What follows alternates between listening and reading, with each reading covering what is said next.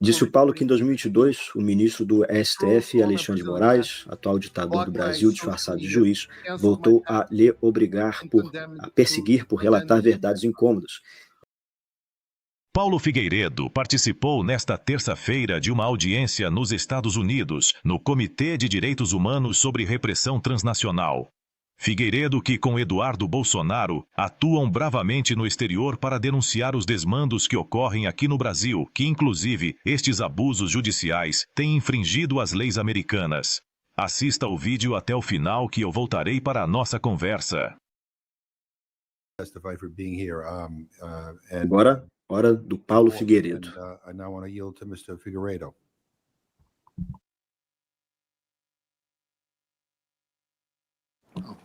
Thank you. Well, thank you, Chairman McGovern, for your leadership on transnational repression. Paulo diz que agradece ao presidente McGovern por sua liderança no tema da repressão transnacional.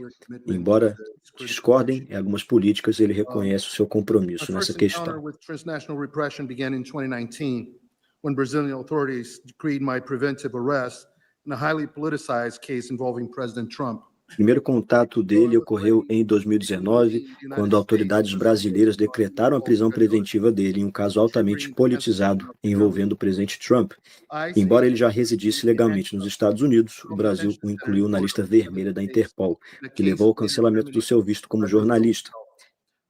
Diz que agentes da imigração algemaram ele e levaram ele ao centro de detenção Chrome por 17 dias em um caso posteriormente arquivado pelo próprio Brasil, e que ele gastou mais de $1 milhão em honorários jurídicos enfrentando essa batalha.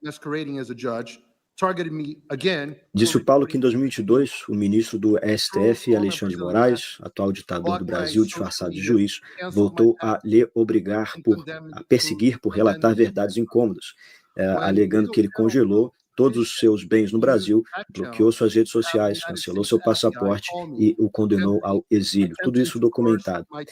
Quando os canais legais se mostraram insuficientes, ele acionou canais paralelos para que o FBI ligasse para o Paulo, tentando coagir ele a prestar depoimento. É o que o Paulo está dizendo. Disse ele também que o presidente do Comitê Judiciário da Câmara, o Jim Jordan, questionou essa violação sem precedentes em carta ao diretor do FBI, Christopher Wray, em 21 de maio de 2024, carta esta que nunca foi respondida. Ele diz que o Moraes o insultou publicamente a partir do mais alto tribunal do Brasil, o chamando de pseudo-jornalista e fugitivo, embora ele vive abertamente na Flórida há mais de 10 anos. Ele alega também haver um mandado de prisão secreto contra o Paulo e que o Paulo diz que não pode se defender porque não foi formalmente acusado e não sabe sequer se foi incluído novamente na lista da Interpol. Disse ele também que o caso dele não é isolado, mas parte de uma campanha sistemática. Ele citou o caso do jornalista Alan dos Santos, que passou mais de 2 anos na lista vermelha da Interpol, até que seu advogado provou que o governo brasileiro não tinha provas e seu nome foi retirado. Quando o governo Biden negou sua extradição, por considerar que sua conduta não era crime nos Estados Unidos, diálogos vazados revelaram assessores de Moraes discutindo a possibilidade de enviar agentes para sequestrar Alan em solo americano e levá-lo clandestinamente ao Brasil. O mandado de prisão segue aberto e ele continua sendo multado por postagens feitas no Brasil. Agora ele cita os casos de Rodrigo Constantino, cidadão americano perseguido, Michael Shellenberger, que foi alvo de Moraes, e pede que reflitam sobre a gravidade disso, sobre como eles estão presenciando um agente de governo estrangeiro perseguindo sistematicamente jornalistas e residentes permanentes americanos por conteúdo jornalístico publicado nos Estados Unidos. Citando agora a perseguição também a autoridades eleitas, Eduardo Bolsonaro, o deputado mais votado do Brasil, teve um inquérito aberto por Moraes após denunciar abusos ao próprio Congresso americano. Vive exilado aqui, temendo ser preso ao voltar. No mês passado, a deputada Carla Zambelli, mulher mais votada do país, teve prisão preventiva decretada por Moraes.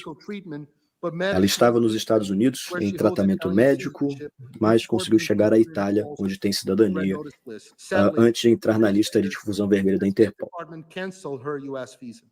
2 dias depois, seu visto americano foi cancelado. Outro caso alarmante é o de Felipe Martins, ex-assessor do presidente Bolsonaro. sistemas de alfândega americana, CBP, mostraram falsamente que ele havia entrado nos Estados Unidos, embora estivesse sob vigilância no Brasil. Essa entrada fabricada foi usada por Moraes para justificar sua prisão por 6 meses sem acusação formal. O CBP corrigiu o erro, mas só após forte pressão jurídica. O caso, que tramita na Justiça Federal Americana, levanta sérias suspeitas de colaboração clandestina entre autoridades brasileiras e agentes americanos. Disse o Paulo que nem mesmo cidadãos humildes estão a salvo.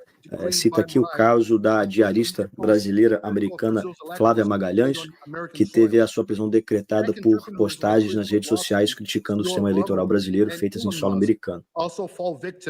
Cita agora o caso do Chris Pavlovski, CEO da Rumble, e o Elon Musk, que também são alvos de perseguição sistemática de Moraes. Diz o Paulo que Moraes tentou transformar empresas americanas de tecnologia em instrumentos involuntários de sua repressão. Um número desconhecido de brasileiros teve contas bloqueadas por ordem dele, inclusive residentes nos Estados Unidos. Gigantes como Meta, X e Rumble foram ameaçados com multas milionárias e prisão de executivos caso não compartilhassem dados de pessoas em solo americano com Moraes. Ele diz: não acreditem apenas em mim. Sob essas ameaças, a Rumble processou Moraes na justiça americana. Em 25 de fevereiro de 2025, a juíza federal Mary Scriven declarou que as ordens eram inaplicáveis nos Estados Unidos e proibiu a sua execução. A resposta de Moraes foi imediata e vingativa. Declarou o CEO Chris Pavlovski um criminoso e baniu a plataforma do Brasil. Esse uso do medo corporativo levou à saída temporária do X do Brasil em 2024. Elon Musk continua sendo investigado e até a empresa SpaceX, sem relação direta, foi alvo. Frente a tais represálias, empresas como Google e Meta obedecem a ordens de Moraes mesmo sem reconhecer a sua legitimidade ou reconhecendo sua ilegitimidade. Disse ele que as implicações para a segurança nacional dos Estados Unidos são enormes. Imagine se qualquer juiz de qualquer país pudesse obrigar empresas americanas a fornecer dados sobre pessoas em solo americano. O Departamento de Justiça dos Estados Unidos enviou uma carta de advertência ao Brasil em 7 de maio de 25, instruindo autoridades brasileiras a não invadir jurisdição americana.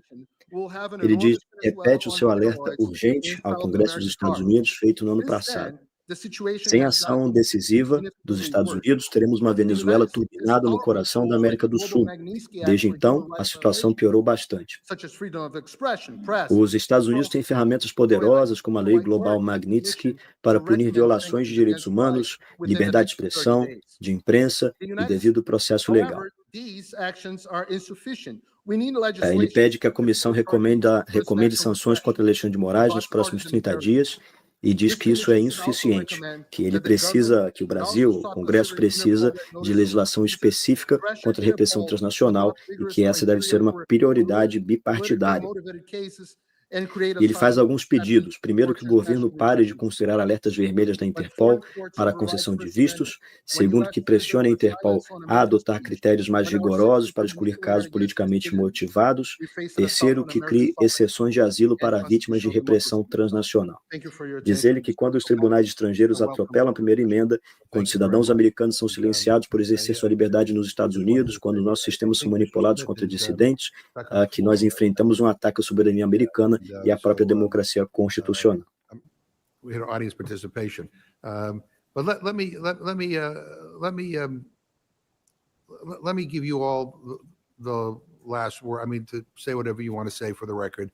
Again, I know Congressman Smith wanted to be here, and this was one of these screwy days that none of us anticipated. So, but I found. Agora, falando sobre a razão da ausência do deputado Chris Smith, que não foi antecipada, aparentemente foi uma coisa em cima da hora. Work our way across the panel and say whatever you want to say for the record, and just take a couple of minutes.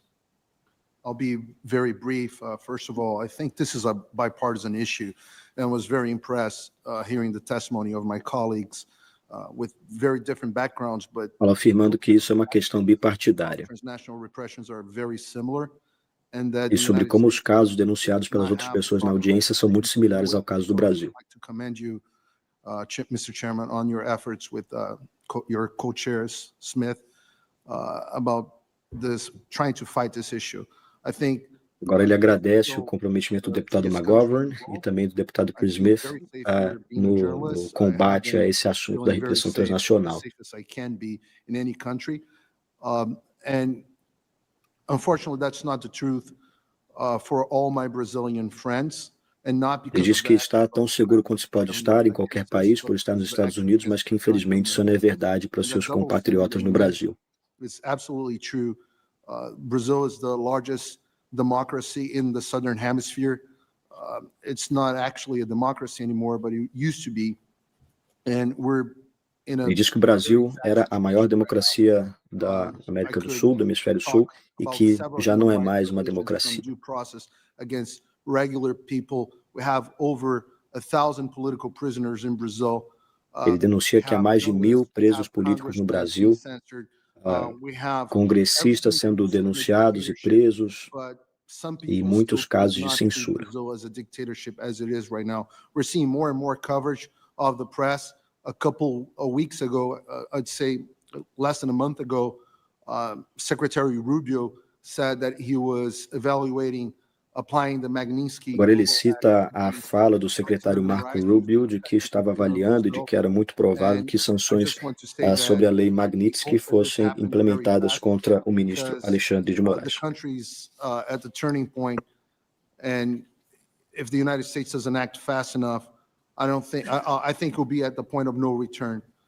Ele diz que se os Estados Unidos não agirem rapidamente, talvez o Brasil passe do ponto de retorno e essas ações já não sejam mais eficazes. On false and political accusations, and all his supporters are being persecuted some way or the other. And all this started with a lot of support from the Biden administration. E agora ele denuncia de maneira correta o papel da administração Biden na perseguição política e na censura imposta no Brasil.